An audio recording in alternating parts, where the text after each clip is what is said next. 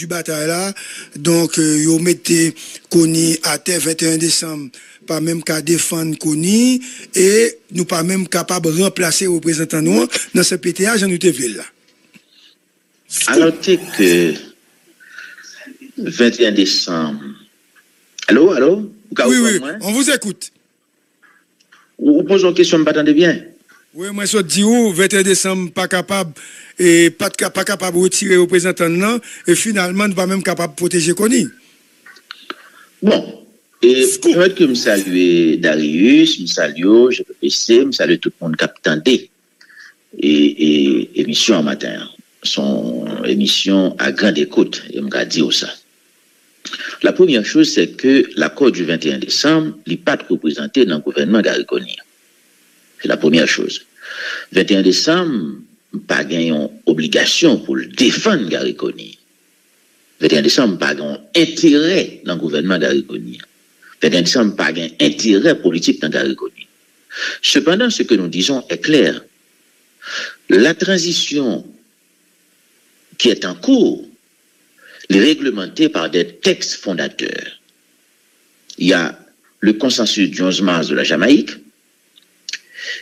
il y a l'accord du 3 avril, il y a les autres textes fondateurs de la transition, c'est-à-dire le décret du 12 avril 2024, le décret du 27 mai 2024. Pas aucun texte qui mettait transition en campé, qui baille conseil présidentiel la droit pour révoquer Premier ministre. Quel que soit Premier ministre. Ce que ça veut dire, c'est un coup de force que nous-mêmes nous interprétons que CPT a fait. Cela veut dire deux choses. Cela veut dire que quand nous contestons le processus qui a conduit au choix d'Alix Didier Fils-Aimé comme Premier ministre, c'est une affaire de principe. Nous défendons un principe. Nous défendons un principe parce que justement, dans les textes fondateurs de la transition, CPT n'a pas de droit révoquer Premier ministre, il n'a pas de droit remplacer un Premier ministre, et ceci sans aucune concertation. C'est la première chose. La deuxième chose, et c'est très important, c'est que l'œil choisi Alix Didier Fils-Aimé, Jean choisi là. Premièrement, son choix qui fait en dehors des textes fondateurs de la transition. Scoop. Deuxièmement, le fait sans aucune concertation. Nous disons que c'est un véritable coup de force politique. D'accord? Premièrement, le CPT n'avait pas le droit de renvoyer le Premier ministre. Deuxièmement, le CPT n'avait pas le droit de remplacer le Premier ministre. De plus, sans concertation, à ce moment-là, pour nous, c'est un véritable coup de force politique. C'est un véritable coup de force politique inacceptable. Et tout le monde connaît le choix de M. Fils-Aimé et son choix de loyauté. Je ne vais pas le dire plus dans l'émission matin, hein? C'est une dette qui a été payée. Dans le landerneau politique, tout se sait. Quand je dis landerneau politique, dans la petite société politique, le petit milieu politique, tout se sait. C'est une dette qui a été payée. Je ne vais pas le dire plus sur ça matin, hein? Mais tout le monde le sait, c'est une dette qui a été payée. Alors, le plus important, c'est que sur le plan politique, bon choix qui fait, bon processus qui mène, qui sortit dans la révocation Gariconi, qui arrive dans la nomination Alix Didier Fils-Aimé comme Premier ministre, ce processus a été conduit en violation des textes fondateurs de la transition.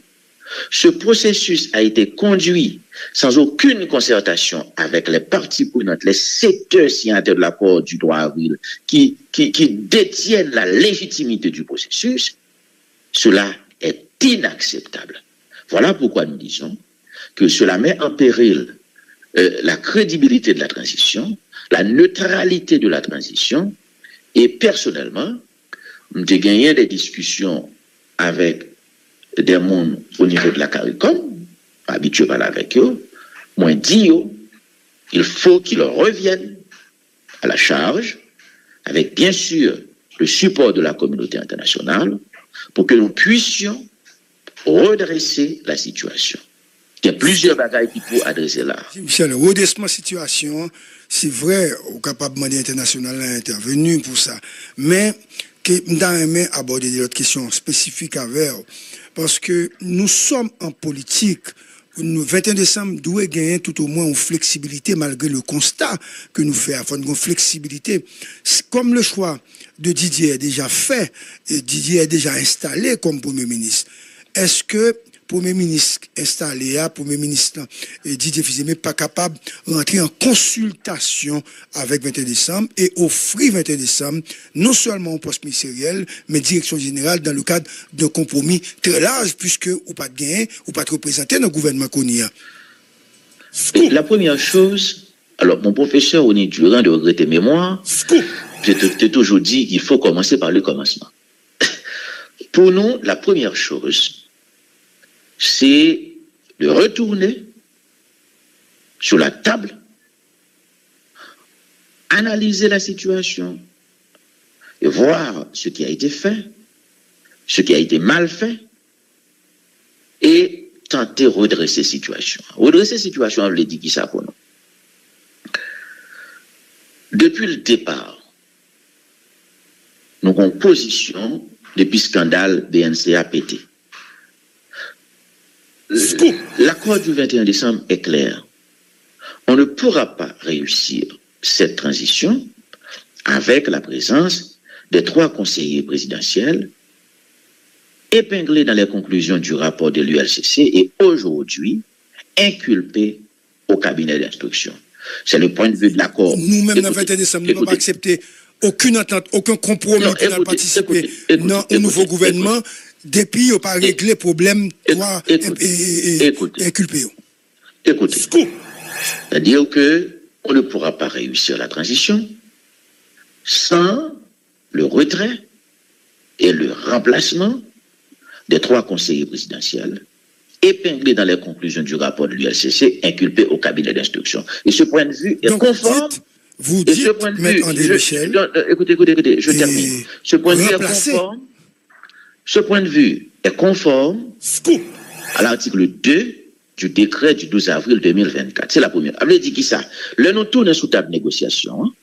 La première chose qui va être adressée, c'est le dossier des 3 conseillers présidentiels désormais inculpés au cabinet d'instruction. Michel, je dois vous confier que si c'est ça que 21 décembre gagne comme outil pour la discuter, Didier pas gagne capacité pour l'aller, comme on parlait de dette, il y a un monde qui gagne dette, c'est un monde qui baille Didier pouvoir, et ou te comprendre, ou te connaître dire, moun ça, papa vin essayer, mettre, monde qui mettait le sous pouvoir en difficulté, donc, ou déjà pas vin sous table de négociation. Attendez. Ça, c'est la première chose. La première chose, écoutez. Entendez. Bon.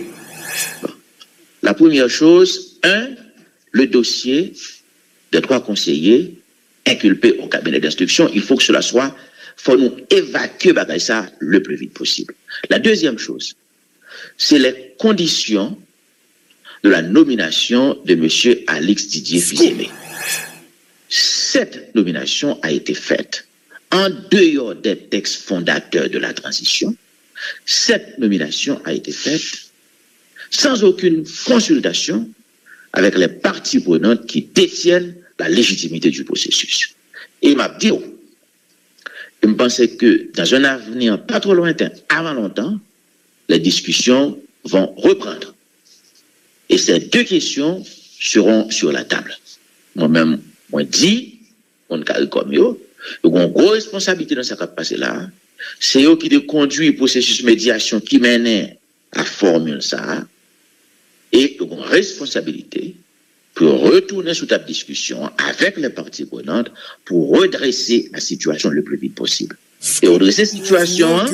Et président et CPTA, li attaqué monsieur CARICOM yo, ou qu'on n'est pas du tout tendre avec eux. Donc CARICOM, même policier, il ne doit pas voir encore suite à dernière rencontre et dernière prise de parole et échange qui pas du tout qui pas correct qui te gagne entre les Voltaire avec mon CARICOM. Au courant de ça. Pas au courant de ça, mais moi-même faut qu'on dise. J'ai environ 2 ans depuis ma pratiqué l'Esti Voltaire, surtout dans le processus de négociation que CARICOM a mené depuis pratiquement 2 ans. Et je trouve l'Esti Voltaire son qui paraît sage. Bon, je ne connais pas si c'est en apparence. Si on a dit l'Esti Voltaire, il y a une attitude arrogante avec un monde, il faut me taire pour me d'accord. C'est pour vous dire que ça, je ne connais pas. Mais ça me connaît. C'est que on va revenir sur la table de négociations politiques dans un avenir pas trop lointain, avant longtemps. Et les parties prenantes qui détiennent la légitimité du processus, il y a 2 problèmes qui vont le poser dans la discussion. Dossier 3 messieurs et dossier domination Didier Fils-Aimé. Parce que nous ne sommes pas capables de rentrer dans la logique de coup d'État pour nous sortir dans le processus. C'est vraiment qu'on est. Je ne vais pas parler plus sur ça. Une dette qu'un pile monde dans le conseil présidentiel la gain pour M. Fils-Aimé. C'est une dette qui a été payée. Nomination lancée, ça lié. Je ne vais pas parler plus. Peut-être on l'aime à parler plus sur ça. Mais, on veut payer dette ou payer dette ou, mais ça n'a pas autorisé pour craser le processus transitionnel là, que nous tous nous mettons en place comme partie prenante haïtienne avec la participation de la CARICOM. Parce que pour nous, on est en train de prendre une très mauvaise direction. La transition est en train de dérailler. Les principes directeurs de neutralité, d'indépendance qui doivent caractériser le processus-là, nous pas la donne. Avec Didier Fils-Aimé, il n'y a pas d'indépendance pour le processus. Et c'est une personnalité politique, c'est un businessman qui a un clan dans le secteur privé, qui a un groupe dans le secteur privé, qui est dans la politique. Si c'est lui-même, il va orienter le processus dans une direction partisane. L'indépendance du processus transitionnel est en question. Et deuxièmement, neutralité, pas parler ça même. Tout le monde connaît côté le sorti, qui a acquaintance politique, qui est ligne politique. Non seulement il y a une dette qui a été payée, ça c'est l'aspect moral, ou mon porteur m'a parlé plus sur lui, mais deuxièmement, sur le plan politique, on a parlé d'une transition, il faut que tout le monde soit capable, confortable, ou pas capable de remettre transition, et à un monde qui va orienter dans une direction bien déterminée, dans une direction partisane. C'est pourquoi je dis, et c'est la position de pas mal de parties prenantes, cette affaire, ce processus qui menait à nomination M. Fils-Aimé, c'est un coup de force politique contraire au texte fondateur de la transition et réalisé sans concertation aucune avec les parties prenantes qui détiennent la légitimité du processus. Et là, pour nous, c'est clair, pour nous-mêmes, Premier ministre, là, il faut que son personnage qui présentait des garanties d'indépendance et de neutralité. Voilà notre compréhension. Un Premier ministre qui n'appartient pas à un clan politique, à un parti politique, d'accord, à un groupe politique. Un Premier ministre qui non plus n'appartient pas à un groupe économique. Parce que transition n'est pas capable, en moment, premièrement, pour un groupe politique qui triomphe sur toute l'autre, qui prend contrôle, il n'est pas capable d'une période qui permette à un groupe politique triompher au détriment de l'autre groupe économique. Un groupe économique pas capable de prendre contrôle de la transition. Et puis pour pouvoir écraser l'autre groupe économique. Et c'est très important. Indépendance politique, indépendance économique. Tout ceci est mis en question avec l'arrivée de Didier Fils-Aimé. Il y a un groupe économique qui a un bagage besoin de contrôler. Nous avons tout bagage dans le pays. Et il est en compétition avec d'autres groupes économiques. Ça veut dire, M. arrivé là, il va favoriser son clan économique, il va favoriser ses amis. Il y a un groupe politique qui gagne, il y a un groupe économique qui gagne. Ce n'est pas acceptable dans une transition. Et l'esprit, et je vais vous dire une chose, je maîtrise très bien ce processus de transition, ce processus de négociation, on compte tout ça là-dedans. Dans l'esprit du consensus du 11 mars de la Jamaïque, 2024, et dans l'esprit de l'accord du 3 avril, nous clairs, nous voulons une transition neutre, une transition qui dirigée par un Premier ministre indépendant.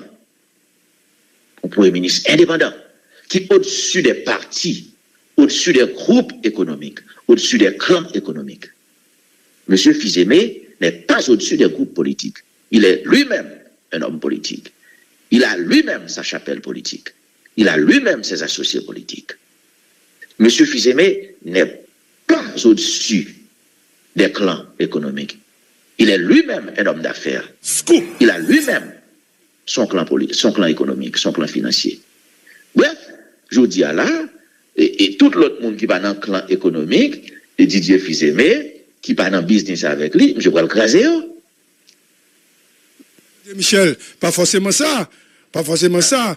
Et le Premier ministre a tout capable de hauteur, et puis il prend distance, et puis il fonctionnait sur une plateforme démocratique, côté tout le monde, gain pour payer ou à payer, ça ne veut pas dire pour autant qu'il est capable de prioriser secteur par là sur l'autre secteur.